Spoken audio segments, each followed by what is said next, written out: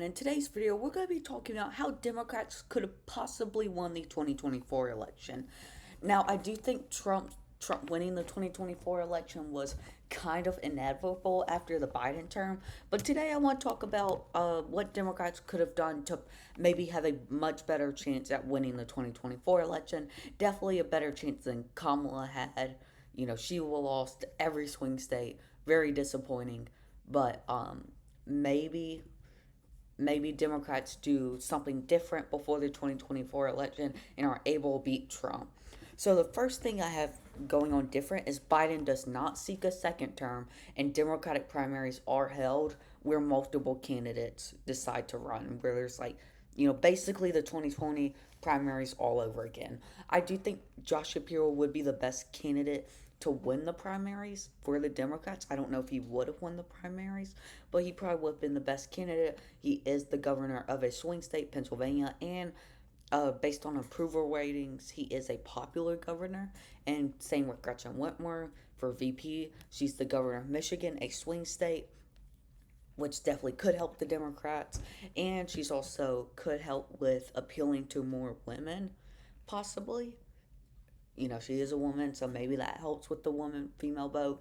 But I don't really know if you're going to get more of the female vote whenever you have Kamala Harris running, but and we'll also go, and also another thing the Democrats should have done is get as far away from the Biden administration as possible. Josh Shapiro and Gretchen Whitmer were both not part of the administration itself.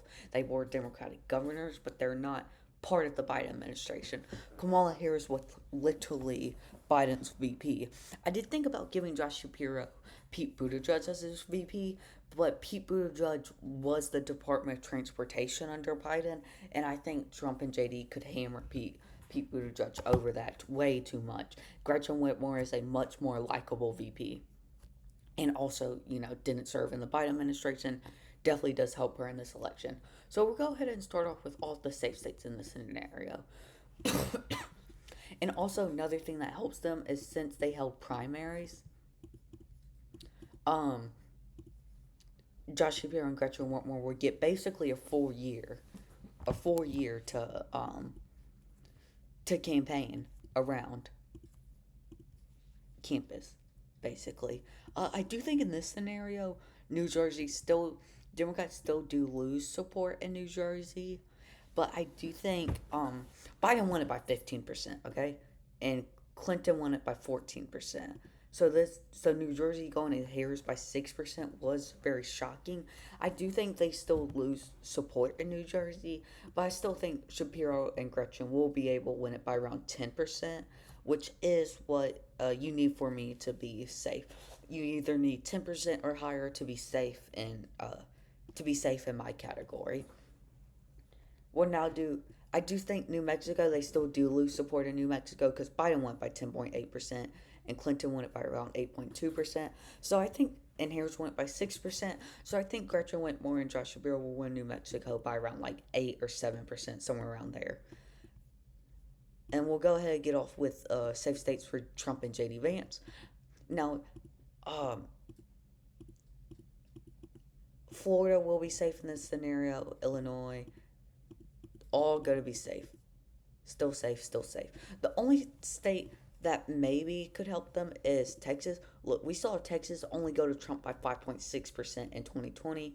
And even in 2016, a Trump year, Trump only won it by 9%. So this 13 or close to 14% was a huge teller that Kamala was or Harris wasn't doing good. So I do think if Democrats have a chance to win this would mean that Texas would be bumped down to around a 9% vote. But honestly, I don't really think that's likely. I think Josh Shapiro and Gretchen Whitmer would have to spend most of their time campaigning in Georgia, in Arizona, Nevada. And I don't know if Texas would really. I do think Texas would just still re solidify itself as a blue state during during the 2024 or sorry red state during the 2024 election. So I still think Texas would be safe, but possibly maybe only goes to Trump by 9% in this scenario. In this district of Maine, it's likely going to Trump by around 8%. Now, one state, Virginia, it only went to Harris by 6%. Very shocking when Biden won it by 10%, and Clinton, oh, I didn't know Clinton only won it by 5%. But still very shocking when Biden won it by 10%, went to Harris by 6%.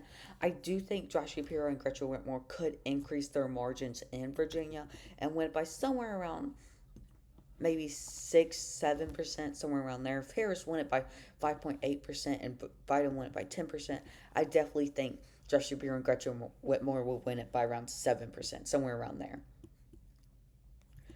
I also want to talk about New Hampshire, which in this scenario would probably go to Josh Shapiro and Gretchen Whitmore by around 7%. Biden went by 7. Harris went by nearly 3%. So it'll probably go Gretchen Whitmore and Josh Shapiro by around 5%, somewhere around there. Now we're down to the true swing states. Now the first two swing states are hold on, New Minnesota. I do think they lose margins in Minnesota because Tim Walz isn't in the on the ticket. Even with Tim Walz on the ticket, Harris only won it by 4.2%. So I think Josh Shapiro and Gretchen Whitmore will win it by around 4 to 5%, somewhere around there. Now, first state I want to get down to is Pennsylvania, which Trump won it by 1.7%. But I do think if we go like Philadelphia, I do think that I think Shapiro could have won the oh, where'd it go?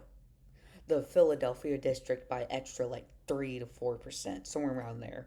I think he could have flipped like the Eric district. I think I think he would increase margins in Democratic districts by enough, especially in Philadelphia, by enough to where it flips Philadelphia by a very small margin, where where they went by around like 0.5%, 0.3%, still very close. But I do think he could win it by around like 0.2%, somewhere around there. And then I want to talk about Michigan, which Trump won by 1.4%. If we look in, where is it? Oh, sorry.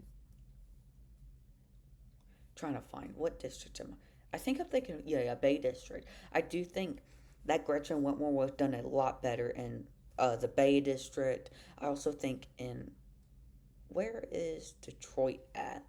I think she could have increased voter turnout in Michigan, where the 2016 election, where Clinton could not. I think if Clinton just got a more progressive, just got better turnout in Michigan, a more progressive turnout in Michigan, Clinton would have 100% won Michigan.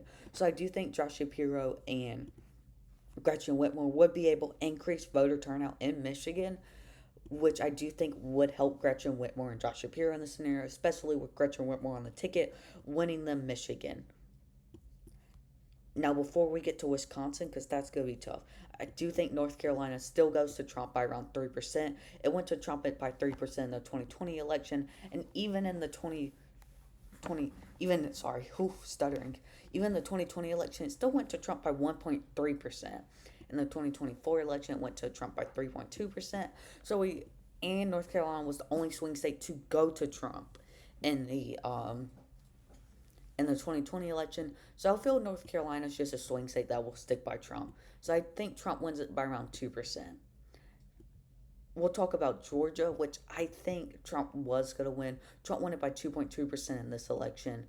In 2016, or sorry, 2020, he won it by, Biden only won it by 0.24%. I believe it was by like 10 or 20,000 votes. And then in the 2016 election, Trump won it by 5%. So I still think Georgia will go to Trump by around 1 to 2% in this scenario. Arizona went to Trump in this past election by 5.5%. I don't think Josh Shapiro and Gretchen Whitmore is getting over that. Biden only won it by 0.31%. And then even 2016 election, Trump won it by 3.5%. And Romney won it by 10%. So just looking at the trends, unless if Trump is the incumbent, I think he's going to win Arizona. I have him winning it by around 3.5 to 4%, somewhere around there. Now, in Nevada, Trump won it by 3.1%. I don't know if Josh Shapiro can get over that hump. Biden won it by 2.4%, and Clinton won it by 2.4%. Obama won it by 6.7%. So maybe, but I feel like the shift in Nevada was just too much to where Trump wouldn't win it. So I'm going to have Nevada go to Trump by around 1% in this scenario. Now, Wisconsin, I believe, was the closest swing state to shifting to Harris. Yes, it went to Harris, or it went to Trump by less than 1%, by 0.86%. And hold on, 2024 New York Times election map, we can see yes by, yeah, Kamala was so close to winning. What is this, like 20, yeah, 22,000, about what, 30,000 votes away from winning. And we look in the Milwaukee County. If Kamala, I believe if she is, if she, yes, I think Josh Shapiro could have gotten some of these swing voters that voted for Donald J. Trump to vote for him in Milwaukee, because Milwaukee's very blue. A lot of these voters voted for Biden in the 2020 election. Where's Milwaukee County? We go to 2020 election. Biden won it by 39.9%. Clinton won it by 37%. Harris only won it by 38.4%. So I believe Josh Shapiro could win it closer to Biden by around that 40%, which does really help his chances of winning Milwaukee. Also, oof, also, I do think he would be able to increase voter turnout in places like Madison and Eau Claire. I do think Josh Shapiro, also a big factor of winning Wisconsin, is Green Bay. And I think Josh Shapiro and Gretchen Whitmer would do a really good at increasing voter turnout in Green Bay, or not increasing voter turnout, but increasing Democratic voter turnout, and increasing